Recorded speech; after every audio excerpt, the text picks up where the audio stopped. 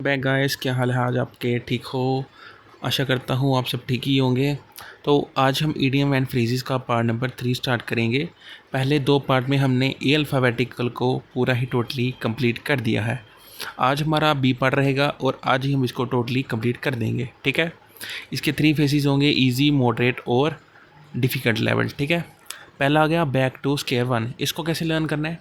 आप ये समझोगे कि ये स्केयर आ गया, ये इसका स्टार्टिंग पॉइंट है और यही इसका एक एंड पॉइंट होता है। जहाँ से स्केयर स्टार्ट होता है ना, वहीं जाके ख़त्म होता है, ठीक है। इन्होंने कहा कि एक बार स्केयर बन गया, उसको इन्होंने कहा कि एक बार स्केयर को क्या करो, स्केयर मतलब एक बार इसको बैग ले लो। आपने एक बार इसको बैग ले लिया, जैसे ही बैग ले लिया तो आप उसका क्या हो गया, एंड पॉइंट जो उसको बना था वो बिल्कुल क्या हो गया, ख़त्म हो गया। अभी आप उसको दोबारा कंटिन्यू स्टार्ट करोगे, मतलब किसी चीज़ को दोबारा से स्टार्ट करना, उसको क्या बोलते हैं, back to square one. Same ऐसे आएगा बैक टू ड्राइंग बोर्ड।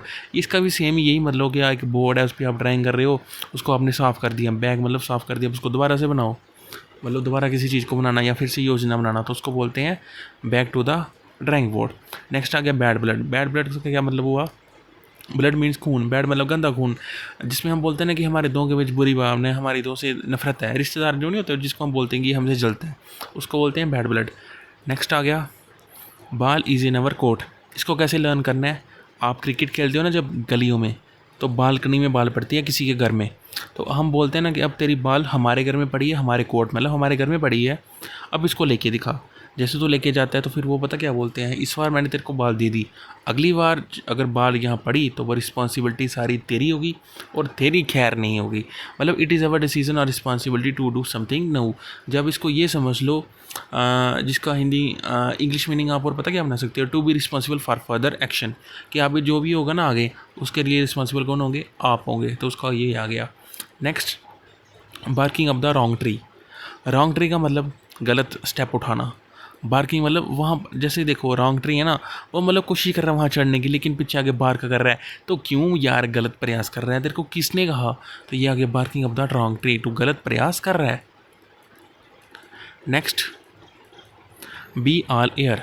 इसका क्या मतलब हुआ, तेरे एक सारे कान हैं, अगर तेरा एक कान हो तेरे को कम सुनाई देगा, तेरे सारे कान है, तेरे को पूरी खबर होती है चीज़ों की, तो उसको बोलते हैं टू लिसन वेरी अटेंटिवली, ध्यान से सुनना। Be glad to see the back of. इसका क्या मतलब हुआ, ग्लैड मतलब खुश होना।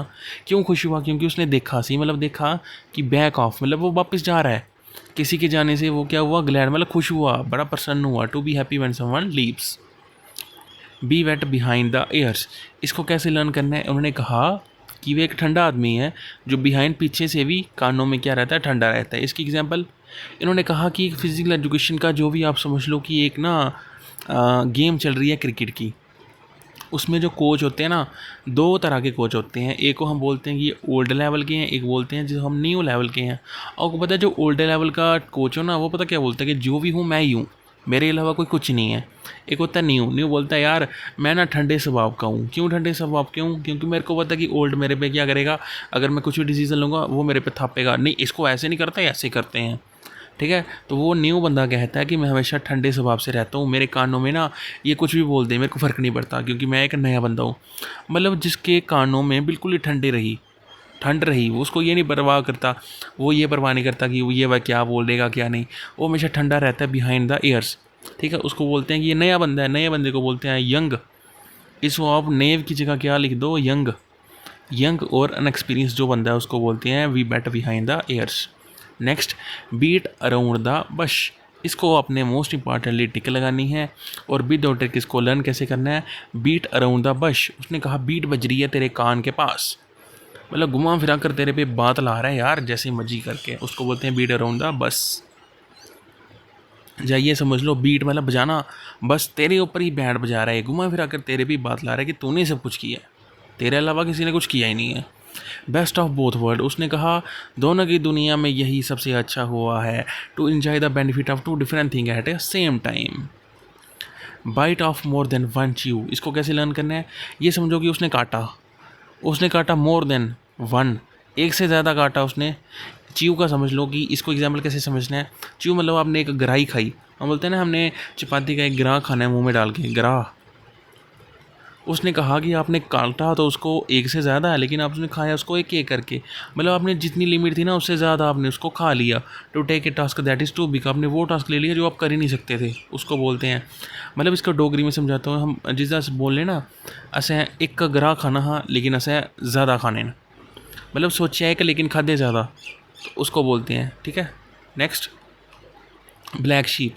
इसको कैसे लर्न करना है? ब्लैक मतलब काला, शीप मतलब आपने पीस करना है इसका शेल, एंड शी एक कितना गंदा है यार, कितना बना बंदा है, उसको बोलते हैं black sheep. A person who is considered a disgrace to a family or group. Next blow one own trumpet. इसको कैसे लर्न करना है? उसने कहा वो खिल रहा है, ब्लो मीन्स खुल रहा है, खेलना होता है ना ब्लो। उसने कहा अपने ही बातों पे, वन ओन मतलब अपने ही चीज़ों पर, ट्रम्पट का मतलब आपने समझा तुमको मैंने पीटा। उसने कहा कि मैं चमक रहा हूँ इसलिए क्योंकि मैंने अपने ही हाथों से या अपने ही पेड़ से तुमको पीटा। तुमको जब हमने पीटा तो उसका क्या मतलब हुआ? क्योंकि मैं हमेशा से स्ट्रॉन्ग रहा हूँ, जो भी हूँ मैं ही हूँ, उसको बोलते हैं। इसको आप हिंदी में ये भी लिख सकते हो, जिसको बोलते हैं ना अपने मुँह मियाँ मिठा बनना, जिसकी अपनी तारीफ़ अपने हाथों ही कर देना कि मैं तुमको पीटा अपने ही हाथों से, मेरी प्रशंसा हुई, उसको बोलते हैं blow one on trumpet. Next break the ice.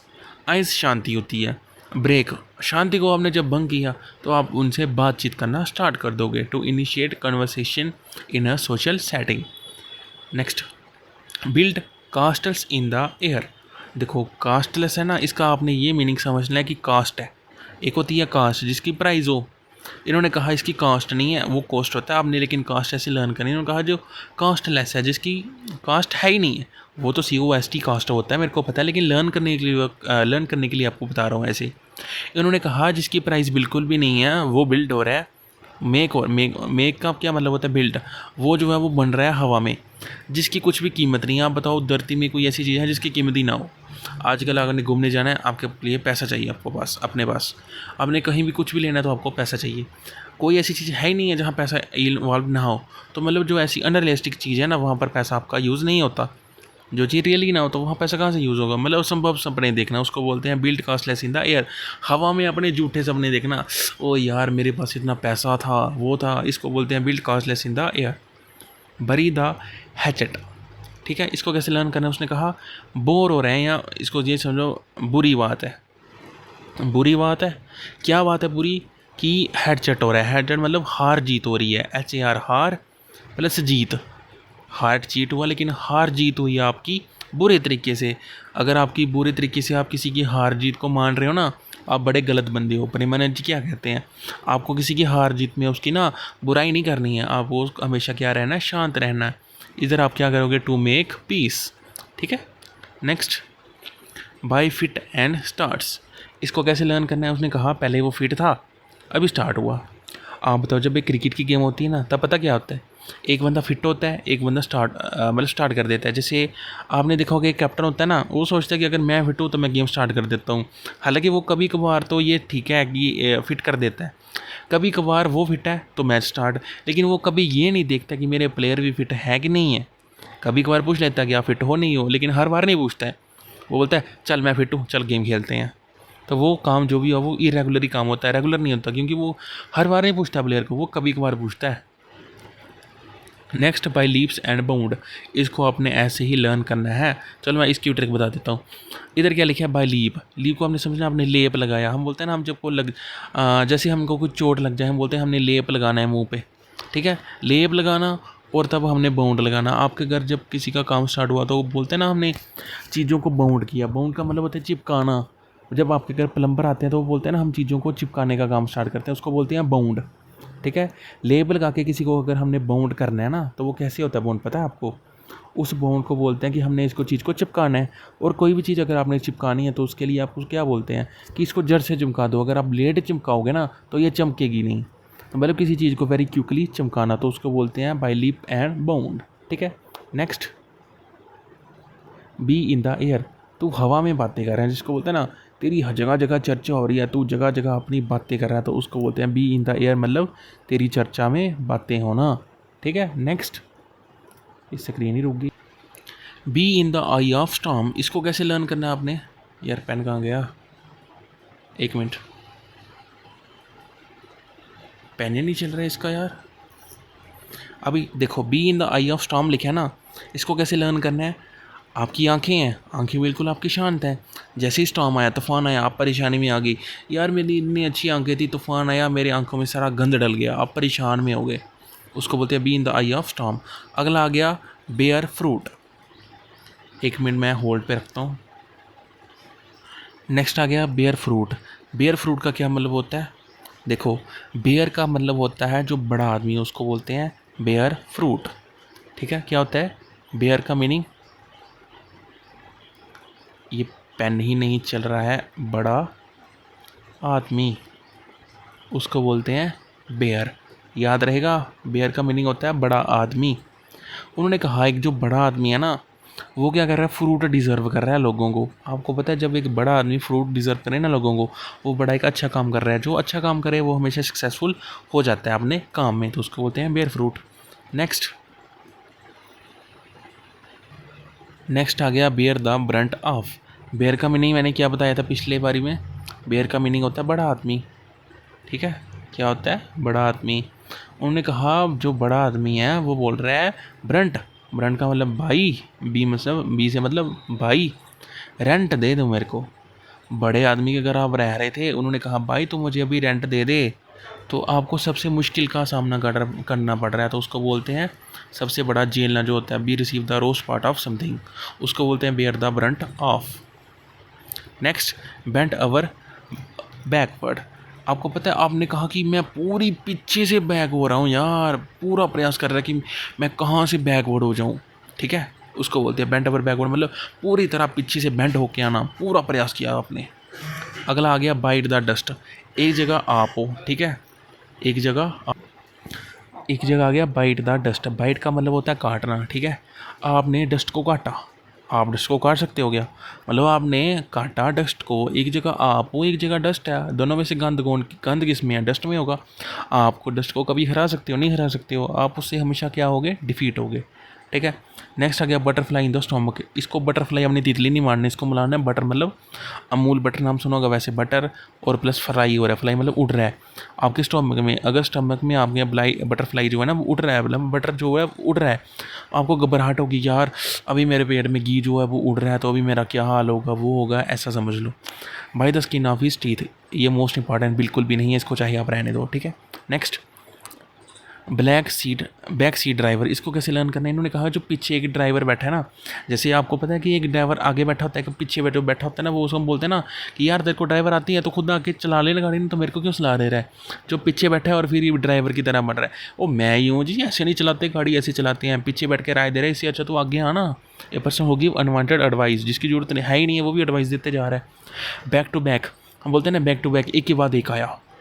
B going places. Be going places का मतलब होता है हम बोलते हैं ना कि हम नेक्स्ट प्लेसिस में घूमने जाएंगे। तो वो कौन घूमने जाता है, जिसके पास पैसा है। पैसा किसके पास होता है, जो सक्सेसफुल है। To be successful and advancing in life. Next be in the red. आपको पता है रेड में मतलब जैसे होता है ना इधर बी इन द ब्लू, तो हमने लिखना था बड़ा प्यारा दिख रहा है। बी इन द रेड मतलब गुस्से में है। गुस्से में क्यों होगा, क्योंकि उसने किसी से कर्ज लिया था, अभी कर्ज दे नहीं पा रहा है, तो मतलब कर्ज में होना उसको बोलते हैं। बी इन टू माइंड मतलब क्लियर नहीं आपको कि मैं क्या करूँ, दोनों माइंड बता रहे हैं। Be out of order. अभी देखो कोई चीज़ आपने ऑर्डर किया वो आउट हो गई है, मतलब बाहर हो गई है, कोई चीज़ ख़राब हो गई है, उसको बोलते हैं be out of order.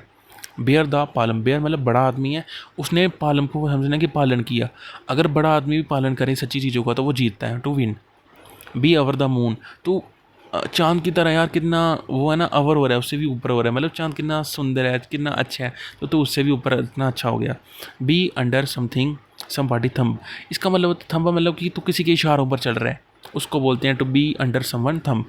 Beside the mark मतलब तेरे के ऊपर मार्क हुआ है तो उसको नहीं देख रहा, तो इररेलीवेंट हो रहा है, क्योंकि मार्क होता है कि तेरे पे एक निशान नहीं है, रेलिवेंट है वो चीज़। वो अभी बिसाइड हुआ मतलब तो साइड पे जाके तेरे को मार्क लग रहा है, तो उसको बोलते हैं इररेलीवेंट, जो अगर चीज़ नहीं है। Between the horn of A dilemma. इसको कैसे लर्न करना है, आपने सोचना है दिल्ली की माँ है, जो दिल्ली में जो रहती है माँ, वो बिटवीन मतलब दोनों के बीच कहाँ आ रही है, हॉर्न, उसके पास हॉर्न की आवाज़ आ रही है, तो उसके लिए कितनी डिफ़िकल्ट सिचुएशन होगी, क्योंकि दिल्ली की जो माँ आती है ना वो कितनी बूढ़ी भारी होती हैं, तो उनको दिल्ली क्या करना है, हॉर्न की आवाज़ सुननी है, उनके लिए बड़ी डिफ़िकल्ट सिचुएशन है। बिहाइंड द पेल, इसको आपने लर्न नहीं करना है, छोड़ दो इसको। Bird of the same feather. एक ही इंटरेस्ट के दोनों बंदे हैं, उसको बोलते हैं bird of the same feather. Bite the bullet. देखो बाइट मतलब काटना, बुल्ट के ऊपर आपने दिन काट रहे हैं, आपके लिए कितना कठिन होगा, है ना। बाइट मतलब काटना, आप बुल्ट को काट सकते हो क्या? नहीं काट सकते, तो आपके लिए बड़ी सिचुएशन वो क्या होगी, डिफिकल्ट, पेनफुल।